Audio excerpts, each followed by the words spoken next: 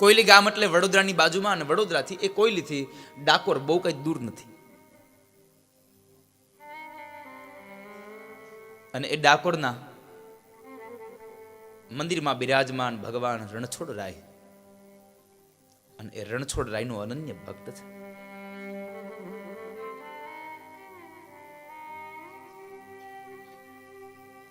એને એક વ્રત છે, એક નિયમ છે. મેં હમણાં તમને કહ્યું સવારમાં, એક નિયમ લેજો. એને એક નિયમ છે કે મારે દર પૂનમે ડાકોર જવું. દર પૂનમ ડાકોર ભરવા જાય. ભગવાન રણછોડ રાયના દર્શન કરે.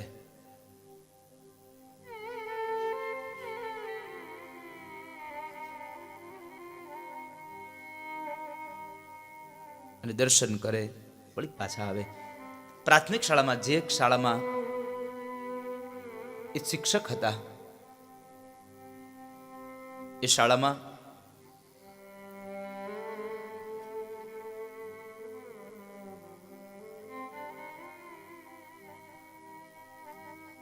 બાળકોને એવા ભણાવે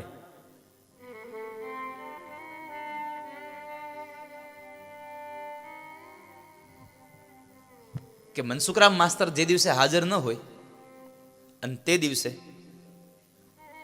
કોઈ બાળકને ઉભો કરીને એમ કહે કે તું હવે ભણાવી દેજે,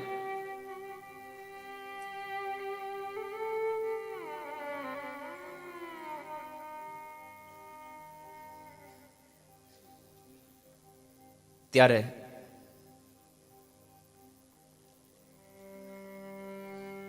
મનસુખરામ માસ્તરનો એ વિદ્યાર્થી એવો અભ્યાસ કરાવે કે મનસુખરામ માસ્તર એની પાસે પાછો પડે. સાહેબ આવા તૈયાર કરે છોકરાઓને.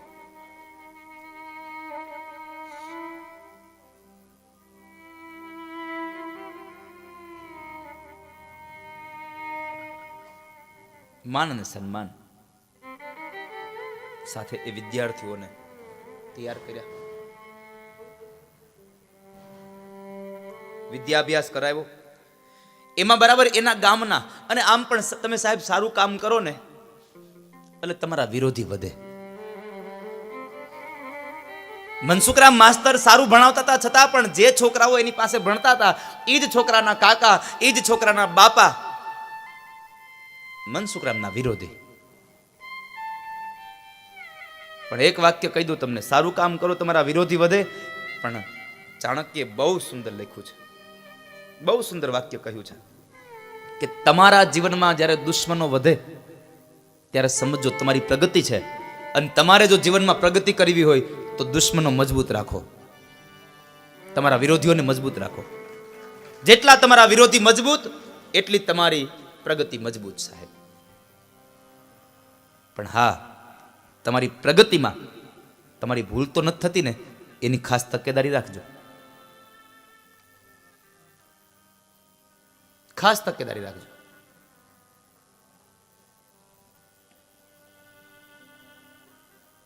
બાકી તમે તમારી પ્રગતિમાં મસ્તીથી જીવા કરો.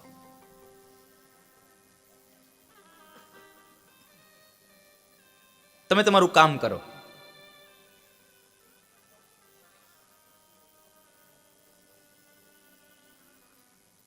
કારણ કે આ દુનિયામાં સારું કામ કરવાના સમયે આ દુનિયાના લોકોએ ભગવાનને નથી છોડ્યા તો આપણને શું છોડવાના છે? જો ભગવાનને નથી છોડ્યા તો આપણને શું છોડશે? તમે કાંઈ કે સારું કામ પકડશો ને એટલે તરત જ તમારા વિશે મનસે ટિપ્પણીઓ કરવા, તરત નહીં નવી તમારા વિશે ટિપ્પણીઓ કરશે.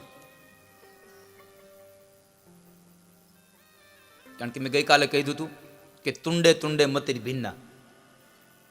એક હરખી કોઈનામાં બુદ્ધિ હોતી નથી, એક હરખા વિચાર હોતા નથી. એટલે મનસુખરામના વિરોધી લોકોએ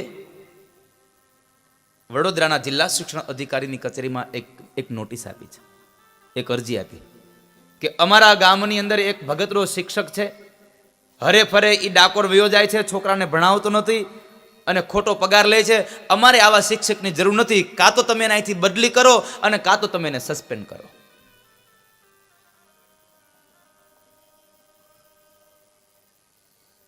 અરજી ગઈ. એ અરજીના માધ્યમથી એક વખત ઇન્સ્પેક્શન આવે છે અને એ સમયમાં એવું લખાય છે, કવિ રામ ભગત એવી આખી કથા લખી છે, એમાં એવું લખ્યું છે કે એ સમયે બરાબર 9 વાગે ટ્રેન વડોદરાથી ઉપડતી અને 11 વાગે એ કોયલી ગામમાં આવતી.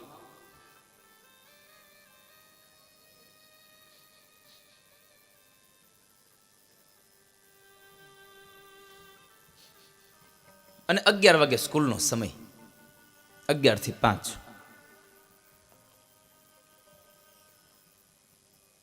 પૂનમ ન હોય એટલે મનસુખરામ માસ્તર સ્કૂલમાં ગેરહાજર હોય નહીં, કોઈ દિવસ હાજર જ હોય ત્યાં. જો પૂનમ ન હોય એટલે સ્કૂલમાં હાજર હોવું એની ફરજ છે. પૂનમ હોય તો જ એ બહાર જાય, બાકી સ્કૂલમાં જ હોય. બન્યું એવું કે બરાબર તે દિવસે જ્યારે ઇન્સ્પેક્શન આવ્યું, એ ઇન્સ્પેક્શનના દિવસે મનસુખરામ માસ્તર હાજર હતા. 11 વાગ્યાનો સમય, આ બાજુ ટ્રેન આવે અને આ બાજુ કોયલીની પ્રાથમિક શાળામાં પ્રાર્થના થાય. એક ખુરશી ઉપર આસન પાથરે, એની ઉપર ભગવાન ડાકોરવાળા રણછોડરાયનો ફોટો મૂકે અને બાળકો લાઈનબદ્ધ બેઠા હોય અને સામે મનસુખરામ માસ્તર પણ બેસી અને ભગવાનની પ્રાર્થના કરતા હોય.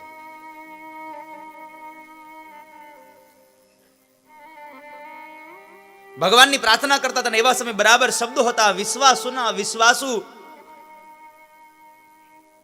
કોણ લૂછશે મારા આંસુ, ઓ વિશ્વાસુના વિશ્વાસુ.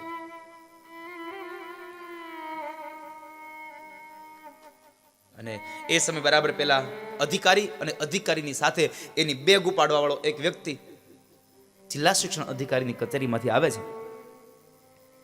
અને આવ્યા એ સમય બરાબર મનસુખરામની આંખો બંધ છે, બાળકોની બધાની આંખો બંધ છે અને પ્રાર્થના ચાલે છે.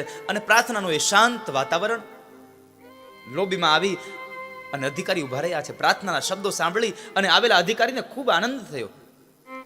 એની સાથે ઓલો જે આવ્યો હતો ને બેગ ઉપાડવા વાળો, એણે કીધું, સાહેબ આનો રિપોર્ટ સારો લખતા નહીં હો, આપણે આવ્યા જરામ જો તો ખરા, આપણને સન્માન નથી આપતો, હામું નથી જોતો આપણી. અને ત્યારે પેલા આવેલા અધિકારીએ પોતાની સાથે આવેલા પ્યુનને કહ્યું, એ ભાઈ મૌન રહ્યો, કારણ આ પ્રાર્થનાનું શાંત સરોવર છે અને પ્રાર્થનાના શાંત સરોવરમાં શબ્દોરૂપી કાકરા મારી અને તરંગો પેદા ન કરાય મારા બાપ, પ્રાર્થનાને ચાલવા દો.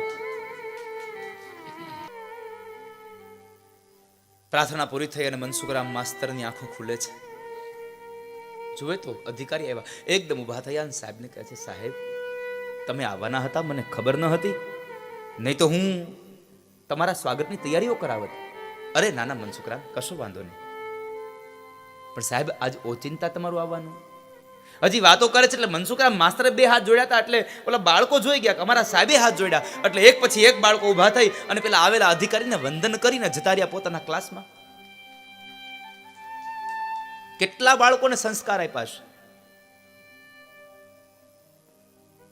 આ દ્રશ્ય પેલા આવેલા અધિકારીનું આમ આમ હૃદય ચૂમી ગયું.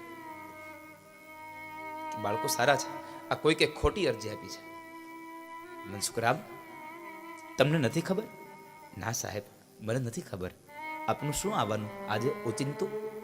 અરે મનસુખરામ, તમારા વિરુદ્ધમાં તમારા ગામ લોકોએ અરજી આપી છે. સાહેબ, મને નથી ખબર શા માટે, પણ કશો વાંધો નહીં, જે હતું તે જવા દો. મેં તમારા સ્કૂલનું આજે નિરીક્ષણ કર્યું છે, તમારી પ્રાર્થના સાંભળી, આ બાળકોના સંસ્કાર જોયા, અને એટલા માટે મનસુખરામ, હું તમારી આ તમામ કાર્યશીલતાઓથી હું ખૂબ રાજીપો વ્યક્ત કરું છું અને આજથી હું તમારો 3 રૂપિયાનો પગાર વધારું છું. આવેલા અધિકારીએ 3 રૂપિયાનો પગાર વધાર્યો અને કહ્યું કે હું આજે ખૂબ પ્રસન્ન થયો. એક કામ કરો, આ બાળકોને રજા આપી દો, આપણે ઓફિસમાં બેસીને વાતો કરીએ. અને રજા આપી દો. બાળકોને રજા આપી દીધી. બાળકો તો આમ દફતર પાટી લઈને નીકળવાની તૈયારી કરે. અને એ સમયે આપણે ખબર છે 11 વાગે સ્કૂલે જઈએ એટલે 12:30 વાગે જમવાની રિસેસ પડતી. એટલે 12:30 વાગે જે રિસેસ પડે એ રિસેસમાં બાળકો બહાર આવવાના છે, એ રાહ જોઈ અને ગામના એ છોકરાઓના કાકા, એના મોટા બાપા, એ ભોરિંગ તત્વો બધા આમ આમ શેરીઓમાં હંતાણા છે. ભગવાન શિવના ઘરેણા.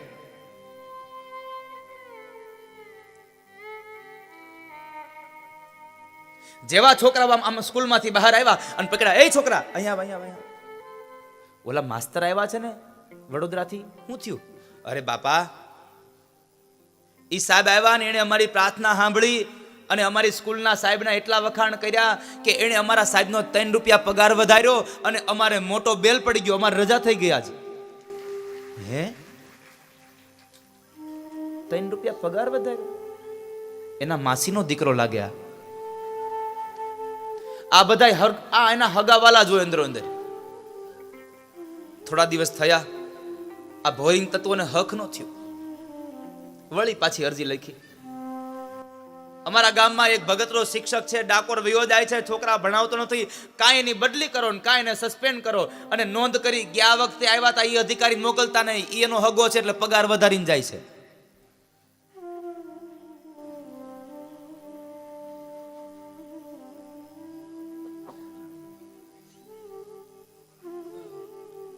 વળી અરજી ગઈ ને વળી પાછી ઇન્સ્પેક્શન આવે. એ જ પરિસ્થિતિ સાહેબ. પૂનમ નહોતી એટલે મનસુખરામ માસ્તર હાજર હતા. 11 વાગે ટ્રેન આવી, અધિકારી બરાબર સ્કૂલમાં આવે અને અહીંયા સ્કૂલમાં બરાબર પ્રાર્થના ચાલુ હતી. પ્રાર્થનાને સાંભળીને પહેલી વખત આવ્યો તો અધિકારીએ 3 રૂપિયા પગાર વધાર્યો. બીજી વખત આવ્યા હતા એનો ઉપરનો અધિકારી હતો, એણે મનસુખરામનો 5 રૂપિયાનો પગાર વધાર્યો. ગામના છોકરાઓ વળી પાછા જ્યારે રિસેસમાં ગયા, ગામના લોકોએ પૂછ્યું કે લાવ ઓલા સાહેબ આવ્યા છે ને શું થયું? તો કે છે સાહેબ કાકા, ઓલી વખતે સાહેબે 3 વધાર્યા હતા, આ વખતે સાહેબે 5 વધાર્યા. હે, આ બધા મામા માસુના જ લાગે છે.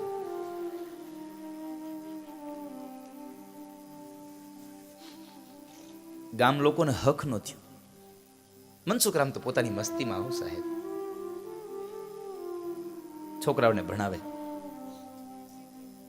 અને બરાબર હવે ગામના લોકો ભેગા થયા, તારીખ્યું લીધું હાથમાં.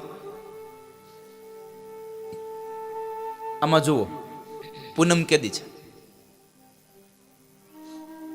કારણ આ રોજના માટે હાજર હોય છે તઈ જ આવે છે. આમાં પૂનમ કેદી છે જુઓ. આમ તારીખ્યાના પન્ના ખોલીને જોયું કે આ પૂનમ છે. જુઓ તેથી કોઈ રજા છે નહીં, રવિવાર નહીં, તેથી સ્કૂલ ચાલુ છે, કોઈ જાહેર રજા નથી અને પૂનમ છે. લખો, પાછી અરજી કરી અને નોંધ કરી તમે આ દિવસે આવજો અને હવે આ વખતે જિલ્લા શિક્ષણ અધિકારી પોતે આવજો, બીજા કોઈ નહીં. ભલે.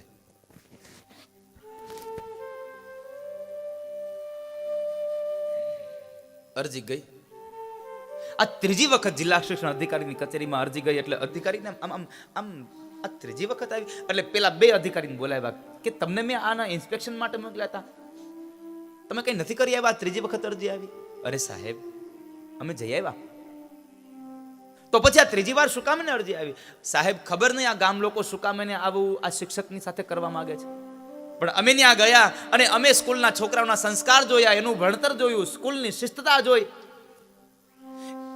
2 અધિકારી હતા, એમાંથી એક અધિકારી કીધું સાહેબ જો તમે મને અધિકાર આપો ને તો હું એટલું કહી શકું કે વડોદરાની જિલ્લા શિક્ષણ અધિકારીની કચેરીમાં નીચે જેટલી પણ આપણી સ્કૂલો આવે છે ગામડાની, એમાંથી સૌથી પહેલો નંબર જો કોઈને આપવો હોય ને તો હું કોયલી ગામની પ્રાથમિક શાળાને આપું સાહેબ.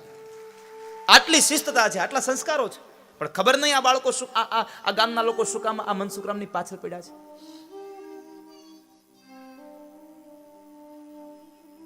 શા માટે? બાકી સાહેબ મેં તમને કહ્યું હતું ખબર છે કે હું આગળ એક સ્કૂલમાં ઇન્સ્પેક્શન માટે ગયો હતો અને મેં છોકરાઓને પ્રશ્ન કર્યો, છોકરાઓ આ શિવનું ધનુષ્ય કોણે તોડ્યું? તો છોકરાઓ ઊભા થઈને જવાબ આપ્યો, સાહેબ અમે નથી તોડ્યું.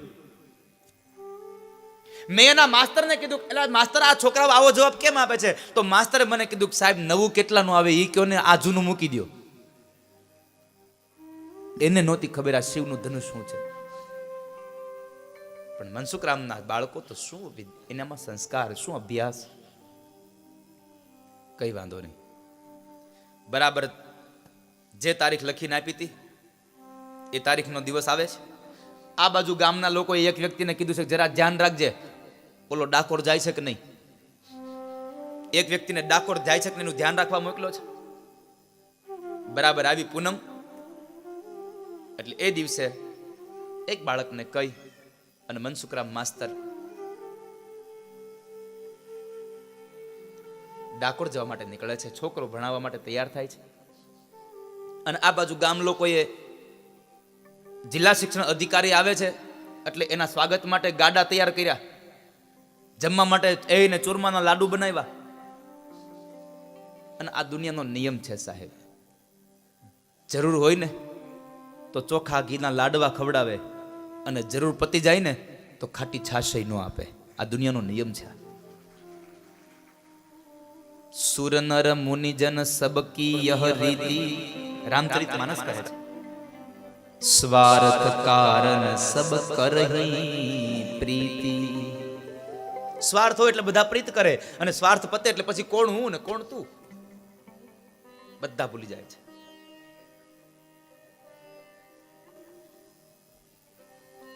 મનસુખરામ માસ્તર સવારની ટ્રેનમાં ગયા ડાકોર, અને 9 વાગે જે ટ્રેન આવવાની હતી એ ટ્રેનની અંદર પેલા અધિકારી આવવાના, એના સન્માન માટે કોયલી ગામના બધા વ્યક્તિઓ ગયા રેલવે સ્ટેશન.